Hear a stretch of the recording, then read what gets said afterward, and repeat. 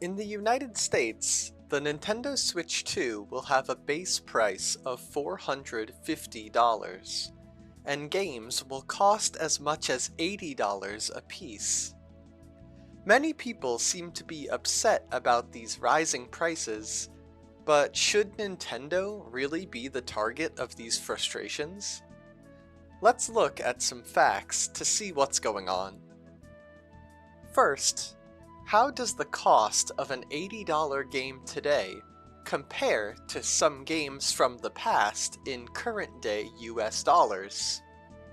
This flyer shows the prices of a few select Super Nintendo games from Toys R Us in 1996. We can see prices as high as $69.99 for Street Fighter Alpha 2 and as low as $39.99 for Miss Pac-Man. In 2025 dollars, these prices are $141.71 and $80.97 respectively. Next, here is a flyer showing prices of Nintendo 64 games from Toys R Us. The highest price here is $74.99 for Turok, and the lowest is $59.99 for Super Mario 64.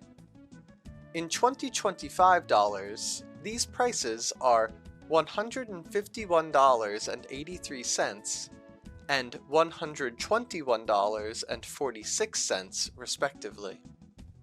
Most Nintendo Wii games were $49.99 when they were released, which is $78.77 in 2025 dollars, converting from 2006. Taking a look at the graph, in terms of 2025 dollars, we can see that games will still be some of the least expensive that they have ever been. But looking at dollar prices isn't an effective way to see how expensive something actually is. To do that, we need to look at buying power. Buying power is a combination of both income and the price of something. So, let's look at incomes.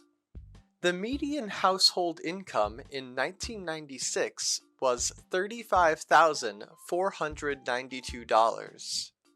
In 2025 dollars, that is $71,859.65. Buying one of the most expensive games from that time, which was $151.83 in 2025 dollars, means that one game costs 0.211286862%, or about 0.211% for brevity's sake, of the median household's total income. Next, 2006. The median household income in 2006 was $48,199.14. In 2025 dollars, that is $75,949.75. Buying one of the most expensive games from that time, which was $78.77 in 2025 dollars, means that one game costs 0.103713331%, or about 0.104% of the median household's total income. Lastly, 2023. The median household income in 2023 was $80,610. In 2025 dollars, that is $84,040.95. Buying one $80 game costs 0.0951797%, or about 0.095% of the median household's total income. Looking at the numbers, we can see that buying a game in 2025 costs a lower percent of the median household's total income than it has in the past. So, if games at an $80 price point are still some of the cheapest they have ever been in terms of buying power, then why are people so upset? Well, I think that people see this raise in price and immediately get frustrated because everything else in their life is increasing in price as well. Groceries, rent, medical costs, student loans, etc. The difference is that all of these other things are raising their prices much faster, causing them to become a bigger and bigger percentage of what a household is spending their income on. And because of that, games feel more expensive.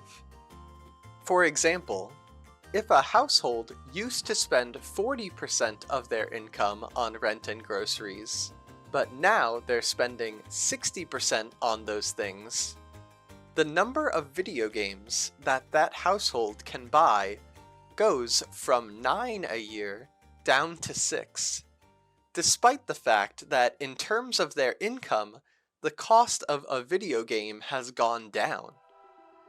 As games become more detailed and complicated, more and more people are needed for longer and longer times to create them.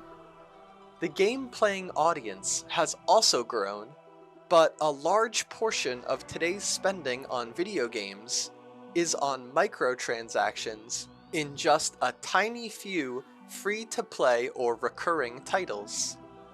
So, for Nintendo to continue to make great games and pay their employees a respectable wage, they must raise their prices. But these price hikes are still in line with the increase in median household income. While it may be easier to express your frustrations in a live stream chat room against a video game company, I think that your anger should be directed towards the things that I mentioned before, such as rent and medical costs, that are raising their prices way faster than the median income is going up, and they're doing it almost purely out of greed from the executives and shareholders. Stay informed and get involved. Let me know what you think, and subscribe for more.